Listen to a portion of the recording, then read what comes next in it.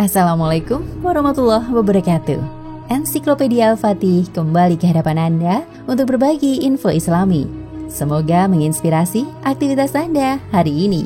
Dan jangan lupa klik tombol subscribe dan aktifkan notifikasi tombol lonceng agar tidak tertinggal berita terbaru dari Ensiklopedia Al-Fatih.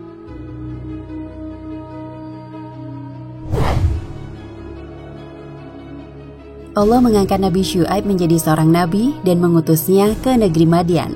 Nabi Syuaib datang untuk memberi pencerahan kepada penduduk Madian yang saat itu tidak hanya banyak melakukan kejahatan dan kesyirikan, tapi juga berbuat curang dalam timbangan dan takaran.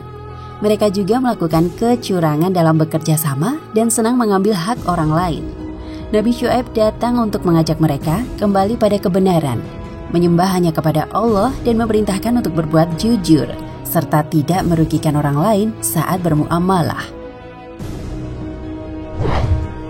Disebabkan oleh permasalahan utama yang terjadi saat itu pada kaum Madian adalah mengenai muamalah, maka nasihat pertama yang diberikan kepada mereka oleh Nabi Syuaib adalah tentang kebaikan yang telah Allah berikan kepada mereka berupa rezeki yang beraneka ragam.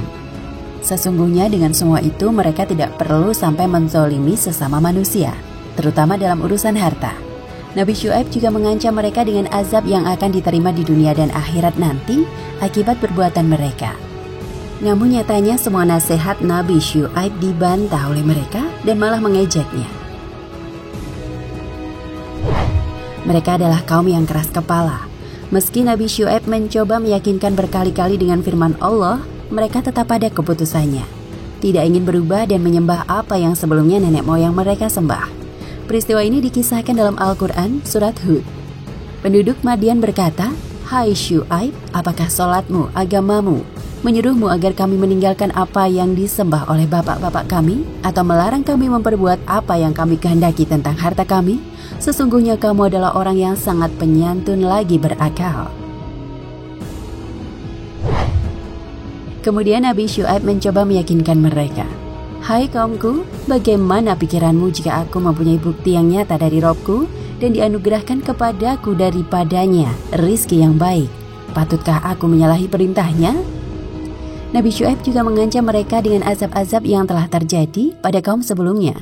"Jangan sekali-kali pertentangan antara aku dengan kamu menyebabkan kamu berbuat aniaya sehingga kamu ditimpa azab seperti yang menimpa kaum Nuh atau kaum Hud atau kaum Sholih. Sedangkan kaum Lut tidak pula jauh dari kalian."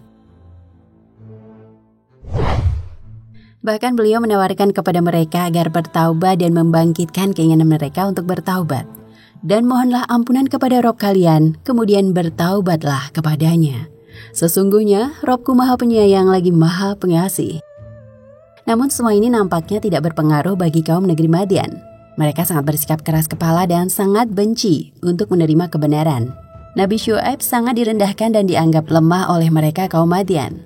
"Dan sesungguhnya kami benar-benar melihat kamu seorang yang lemah di antara kami. Kalau tidaklah karena keluargamu, tentulah kami sudah merajam kamu, sedang kamu pun bukanlah seorang yang berwibawa di sisi kami."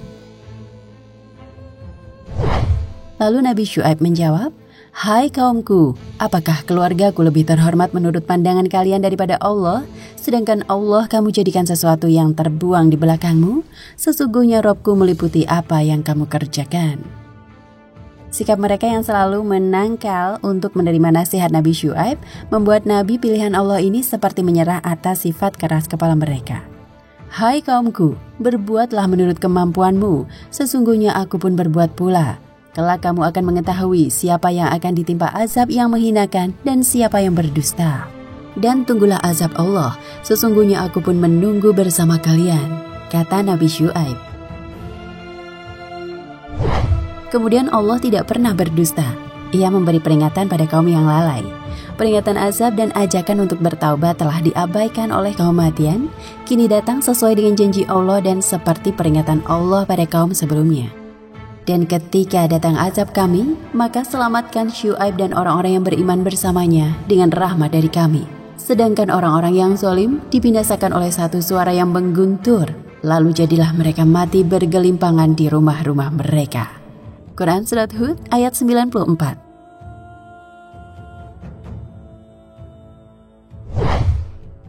Allah mengirimkan rasa panas yang dahsyat kepada kaum Madian yang tidak mau beriman. Panas tersebut menyumbat pernafasan mereka sehingga hampir tercekik saking panasnya. Pada saat yang bersamaan, Allah mengirimkan angin dingin yang menaungi mereka. Saat itu mereka saling panggil-memanggil untuk berteduh di bawahnya. Setelah mereka berkumpul di bawah awan tersebut, dengan kuasa Allah muncullah nyala api sedemikian hebat dan habis membakar mereka semua.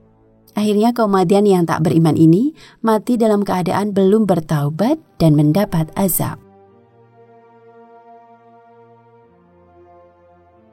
Nah pemirsa Ensiklopedia Al-Fatih, sampai di sini perjumpaan kita kali ini. Semoga menginspirasi.